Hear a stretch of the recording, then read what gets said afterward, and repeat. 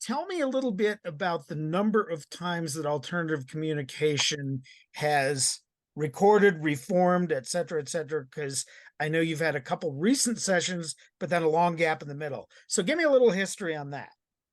The very, very beginning Yes. was first year medical school. Brian and I had to do an extra course before medical school really started. And we got chatting. I'd been already looking for someone to make a band with. I suspect Brian had as well. There was another guy that we spoke to for a while, and then that didn't work out. And then got speaking to Brian, discovered his partner of the day was a bass player. So they came out to my parents' house, and we sat in the front room and made some horrible noise. Neil Young, I remember. Hey, my man. And then promptly decided that within certain limits of technical ability, we should probably be writing our own stuff rather than trying to copy someone else's. And that was the very beginnings of it, as I recall. Yeah, and there were some other members, but they kind of fell off by the wayside.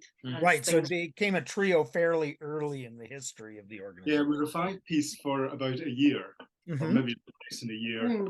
And the other guitarist left voluntarily. The drummer, careful now. I don't know.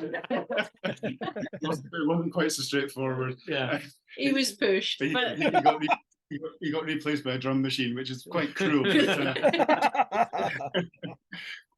Which he freely admits was probably a good plan. Now, you know, we've been in touch more recently, and he likes our music, which is really nice. Well, so there you go.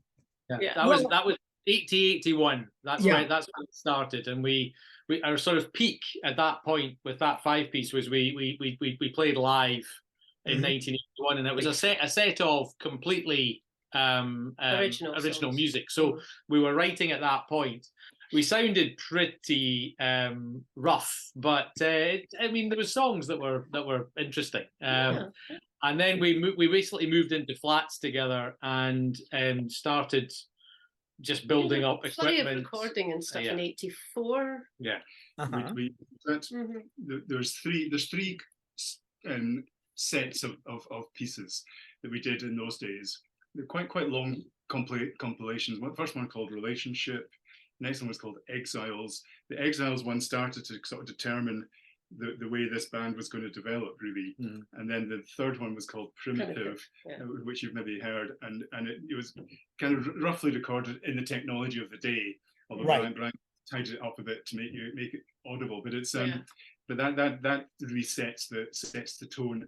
But we then had to start our careers and lives, and we were all in different bits of the country, and life gets in the way, as you know, and suddenly 30 years slip by.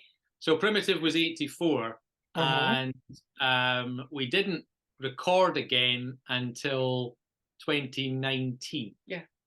Now, the three Relationships, Exiles, and Primitive, were they recorded kind of sequentially, or did you pick and choose elements and kind of record portions of them during that period of time, ending in 84?